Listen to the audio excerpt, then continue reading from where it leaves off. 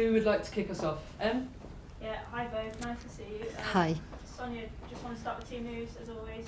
Any injuries have been picked up since last game? Team news, yeah, everything positive and good. So nothing bad from the Man City game. I have all my squad available except LJ and Kadeisha. Yeah, well, good news. Yep.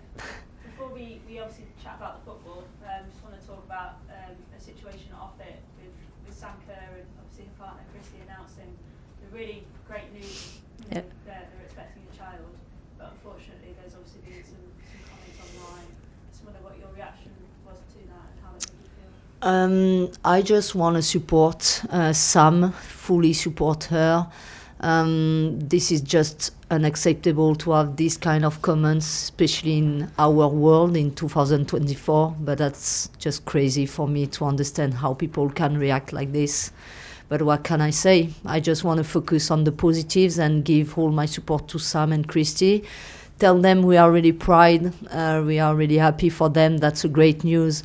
As a mum, I cannot think about something else. And this is, as a woman having the opportunity to become a mum, that's the better news you can have in your life. So I just want to focus on that, and I'm so happy for them. And yeah, I can't wait to welcome this little baby to our family. Well said. Millie, if you don't mind answering the same question. Yeah, we're just really happy. Yeah, we've got a little another little one coming into our environment. Just really happy for them both, and just seeing the joy that it brings to both of them. I think that's what we're all put on earth for, is to bring joy to one another. And yeah, we've not got the time of day for certain comments. Our focus is, to spread happiness and to be there for one another, to support each other, regardless of everyone's situation. And I think that's a value of the club, and it's certainly a value of ours as people. So yeah, we're just extremely happy, and yeah, can't wait for the little one to arrive doing backflips already. Backflips. You don't have to wait. Some will be happy about that. Yeah. Sonja, just obviously on the game, you've obviously already played Celtic. I wonder, what did you learn from that first time? Is there anything maybe that surprised you about Celtic? No, I told you I'm never surprised about the opposition. We really analyze them really seriously, every opposition. And I think, they could show in the game last week. They fight really hard. They put their heart on the field. And we expect the same for the game tomorrow. I think they just show they have big values, and they showed them on the pitch. And they will coming tomorrow with the same team spirit. And wanting to show us they have a good team and they want to have a good performance. So we are ready for that. Yeah, and Millie, I guess, from your point of view, obviously such a big win on the weekend. How important is it to maintain those standards and obviously kind of replicate that against Celtic? Yeah, it's definitely at the forefront of everything that we're doing. I think that's our mentality in every single game, is to have consistent performances. And I think as a Chelsea squad we have standards, and we want to set those every single day in training and then against any opponent that we face. So yeah, obviously a big performance and a big win, but all eyes on the next game and making sure we deliver. Thanks both. Please. Hi Sonja, how are you? Hi, I'm good, thank you. Have you been surprised yourself by how good the start is that you've made with Chelsea? No, I told you I'm never surprised. I make sure we work really hard as a team, as a club, to succeed and to have a good run, a good dynamic. Maybe people sometimes just think like that's easy. It's been easy, but that's not. That's a lot of work, and we just make sure we maintain this hard work. We just maintain the right mentality.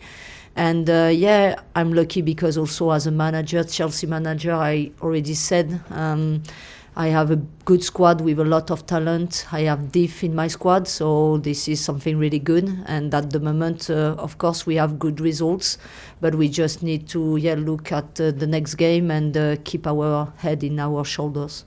In football, in all sport, winning breeds the confidence to win more, but it can also breed complacency. So how are you keeping the former and not letting the latter come into your team?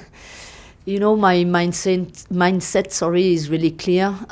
When we win, it's normal. And for me, like, I just move to the next game, and I'll make sure I'll put all the focus to the next game, and we just prepare the game on the right way. And also, we just make sure we have a good game plan to make sure we succeed for the next game. So, really important just to keep the positive from one game to the other one, but also make sure we also look at the room for improvement. And even if we are in a good place, we had good results, there is always room for improvement. So you've won every game so far. Probably not going to win every single game this season, you might do, but can you go the whole season unbeaten? I hope so. We will work and fight for that. But as you just said, there are a lot of good teams out there, and everyone will be like fighting to beat us. So we'll make sure, we'll focus on ourselves as well, because I think we have a lot of quality, we have confidence, but also, keeping the good balance between confidence, good results, and also making sure we still work hard. But it will be difficult, a tough season, we expect that, and also we'll bring our mentality to face that. Millie, you've been here a while, you know that what it's like to have a target on your back and everyone wanted to beat you. But does this season, the start of the season, feel different to what's gone before? Not necessarily, because I think, for all the seasons that I've been here, the mentality has been to win. And it's been to do absolutely everything to win. And I think that's something that we do extremely well as a team. And I think, as soon as Sonja came in, that mentality was, if anything, even stronger. Standards every day, the competitiveness, and you mentioned complacency, but our 2 feet are always on the ground very firmly. And I think we have too many leaders, and our standards are too high day to day to allow complacency to even come into our camp. We all want to drive to be better players every single day, and even when we win, we're always looking at how we can be better. And I think that's just something that's within our camp, both from the coaches to the players. And I just think that's the environment that we have, and I think we're very lucky to have a group of players that's so willing to do absolutely anything to win. But like I said, I think having that winning mentality is just the DNA of Chelsea, and now it's keep adding that quality and those performances to go along with it. You don't won the Champions League here. What is that an itch that you don't need to scratch now, because you've won everything else, won it many times? But is this kind of the one tournament really you want to go and win above all else? Yeah, we want to win everything. We don't want to win one thing and not the other. That's just the mentality of this club and this group of players, and especially Sonja. But we know it takes a lot to win that trophy. It's an extremely difficult campaign, and the players and teams that you face are, harder than ever. I think with the growth of the game as well, you've seen every team has developed. There's new players, new faces, new challenges day to day, let alone game to game. So of course it's a trophy that we've wanted to win for a long time. We've come very close, we've also come far away, but for us it's just about taking each game as it comes and making sure we develop week on, week out, and that's all we can do, is make sure we deliver, and we give it our best every single game. But like Sonja said, we have an extremely talented group, and we've got the hard work to go with it. So of course it's always the dream.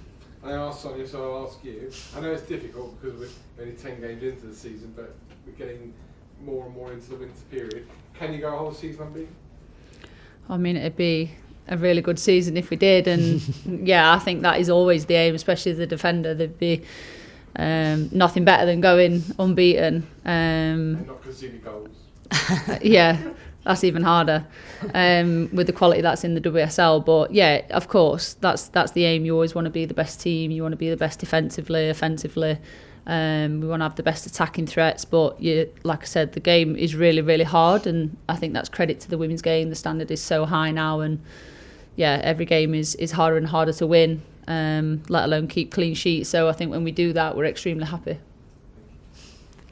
Mentality monster, Millie Bright, unbelievable. Tom next week. Hi, Sonja. Hi. Hello. Sonja, lovely news for Sam Kerr. Can I ask about her fitness? Like, how is she getting on with the rehab? And do you know how close she might be to coming back? Is there any update? Sam is doing really well. She's on pitch, not practicing with the team yet, but certainly by the end of the year. She will be able to practice maybe with the team. It's difficult for me to give you a timeline or a right date for her to come back, but she's in a nice place. She's confident. She's when I look at her in her rehab process, she's doing really well and progressing day by day. So I think it's really good, but too soon to tell her date. That's good to hear. And a similar question, I suppose, about Mia Fishel. I think she was a little bit later, wasn't she, with the surgery? But how's she doing? Yeah, she was a little bit later, but she's progressing really well. I think we can maybe expect to have Sam and Mia kind of in the same dates. So we'll see, because, with this kind of injury, it's always really individual, and the players progress day by day. Sometimes it's good, sometimes you just go smaller steps, So it's really difficult to give you more than that. Thank you. And this morning the England squad was named with Neve Charles still not quite ready, and Lauren James as well also out. Are you able to give us any update on their recovery? Yeah, so LJ is still recovering for her calf injury. She's good with the timing we were expecting. She had a good feedback from the medical staff, and she's still progressing. Maybe we will see her after the international break.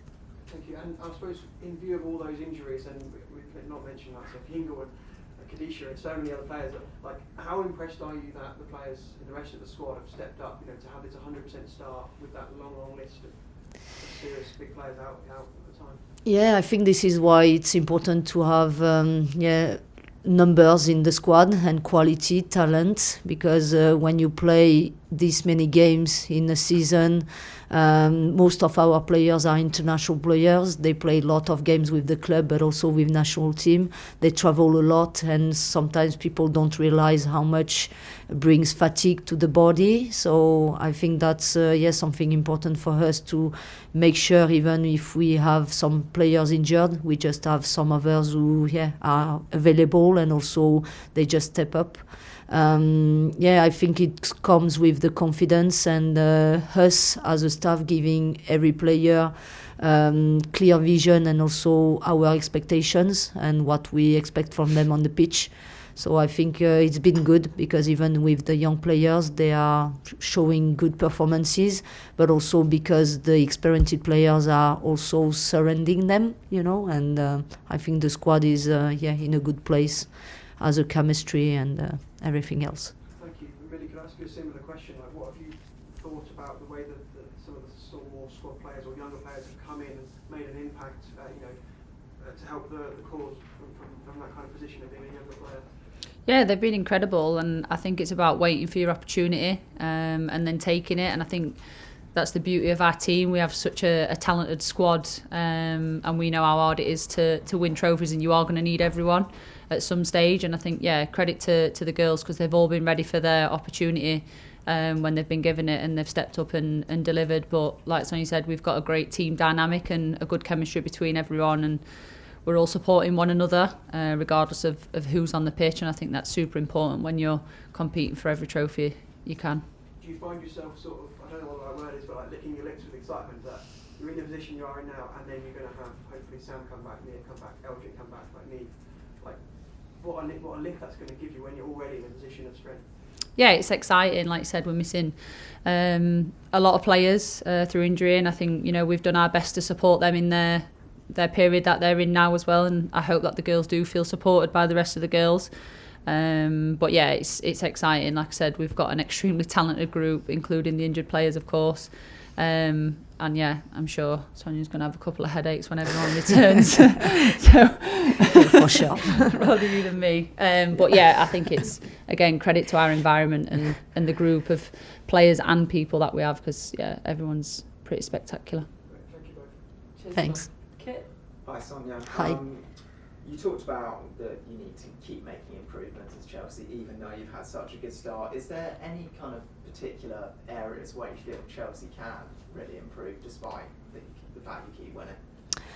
Yeah, of course, there is always room for improvement, as I said. I think in possession of the ball, in the build-up phase, creation phase, finishing phase, even out of possession, you know. We always try to execute our game plan, but sometimes small details are really important. And as Millie said, I think as individuals, the players have the right mentality. They just want to progress every day. And as a coach, I want my team to progress also from one game to the other one. So, yeah, a lot of things to work on. But, of course, yeah, the results just bring confidence to the team, which is really good. That's a good base. But after that, yeah, as a team, it's really important. And it takes time to work on the team chemistry. Small details, really important. And especially when you have a squad where you have players coming from different environments, different countries, you have sometimes the barrier of the language. So, yeah, it's not easy, but we are progressing, and I'm happy where we are at the moment, even if I see my team progressing even more and being even more consistent and even better. And we talked about on Saturday how important and how excellent the crowd was at Stamford Bridge with nearly 20,000 watching. Is it at all frustrating that we're going to be back to the situation where you can have no more than 5,000 at Stamford Bridge tomorrow night? You know, we are kind of used to that in the women's game. Sometimes you have some ups, sometimes you have some downs. But I think, yeah, we are doing our best to focus in our results and our performances to make sure people just come and enjoy watching us play. I think we have been enjoying the Chelsea fan support when we play home, but also when we play away.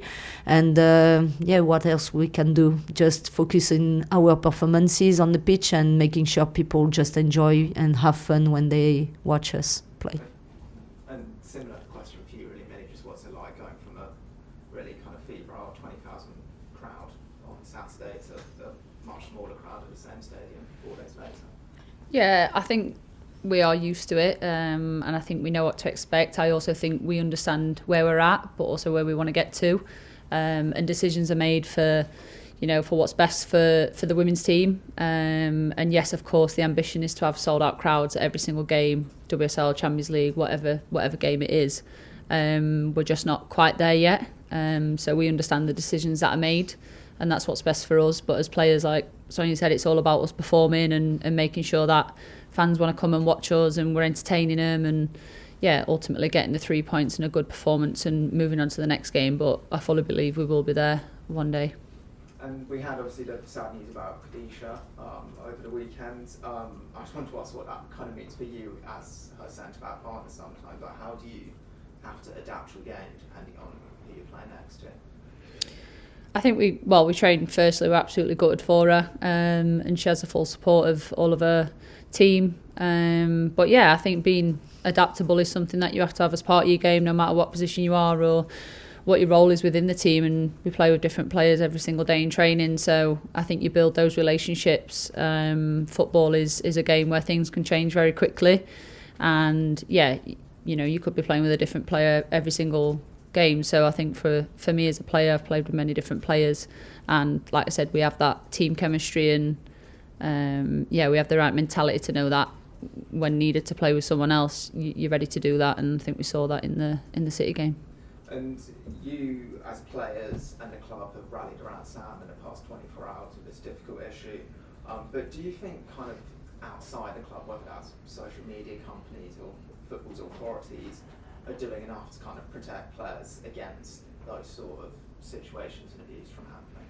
I think regardless of whether you're a footballer or a singer, I don't think it should matter what your job is. I think everyone should be supported in that position. I just don't think there's any room in this. There shouldn't be any room in this world for comments like that and behaviour such as that. I just totally disagree with it. So like I said, it shouldn't matter, you know, what your job is or anything. It's just not tolerated. But for us, we focus on the positives and just supporting one another and highlighting what a beautiful moment it is for, you know, two people that are very close to me, to be given the opportunity to bring a little one into the world is, like Sonja said, it can only be the best thing. So for us, there's just no room for anything but positivity, and yeah, we're really proud of both of them. Do you think it's sustainable for people of a high profile like footballers to be on social media if those kind of situations of abuse keep happening? I think I'd like to see more done about it. I've always said social media can be either the best thing or it can be the worst thing in the world.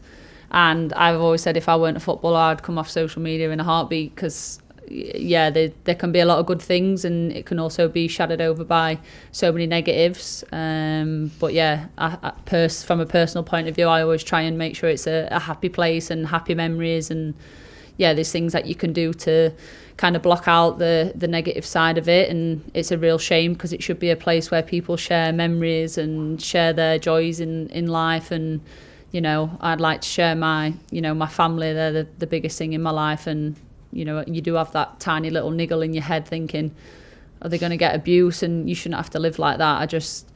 I don't quite understand it, to be honest. But yeah, let's hope that we can move forward and make the world a better place on social media and spread happy comments and likes. Well said, thank you. Thank you, Kit. We'll finish with Aisha, please. Hi, Sonja. Hi, Aisha. Hello. Hello. This week you've got the added fixture on Sunday that you might not have been expecting. How has that maybe affected your preparations in this week when you might not have thought that was coming before? I don't think the game on Sunday will affect our preparation.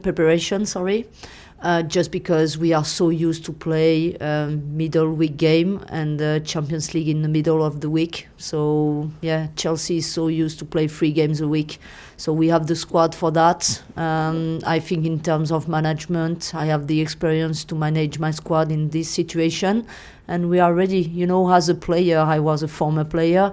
I wanted to have 3 games a week. This is what the players are looking for. So we are so excited to play games by games.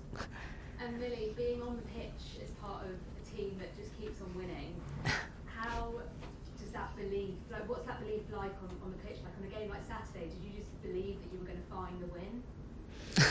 Yeah, I think it's having the belief, but for me, preparation is, you know, the game plan, the finer details, everyone having an understanding of what their job is, what we need to execute, and then it's displaying that, and I think we executed exactly what we wanted to do.